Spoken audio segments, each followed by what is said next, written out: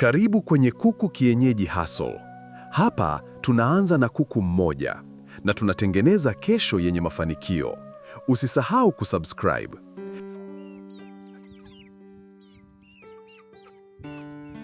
Je, umewahi kuona mtoto wa miaka mitatu akihudumia kuku wake mwenyewe? Leo tunakuletea simulizi ya mtoto mdogo anayejifunza uwajibikaji kupitia ufugaji wa kuku wa kienyeji.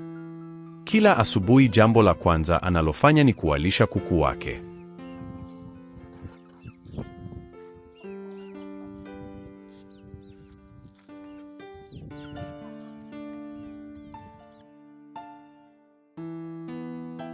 Maji safi ni muhimu sana kwa afya ya kuku na uzalishaji wa mayai.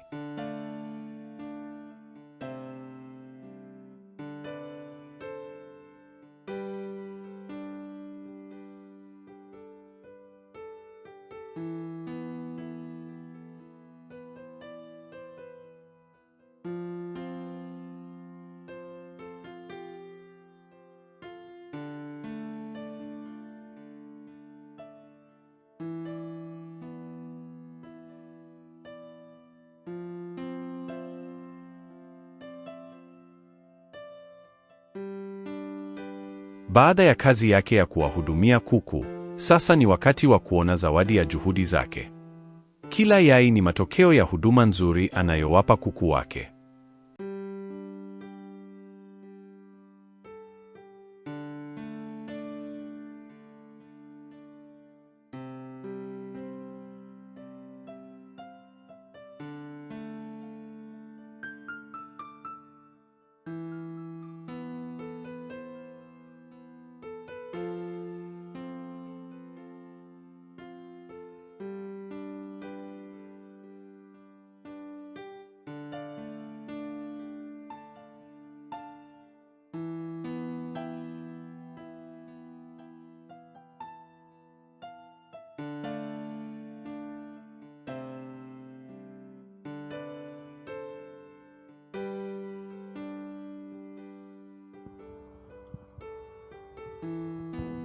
Mayai haya siyo tu chakula, bali ni chanzo cha afya na ukuaji bora kwa mtoto.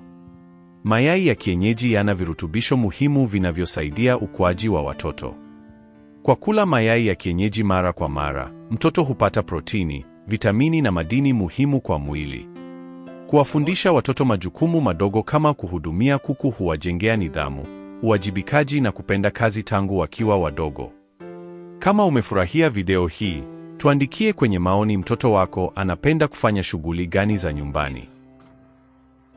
Usisahau kulike, kucomment na kufollow kwa tips zaidi za ufugaji.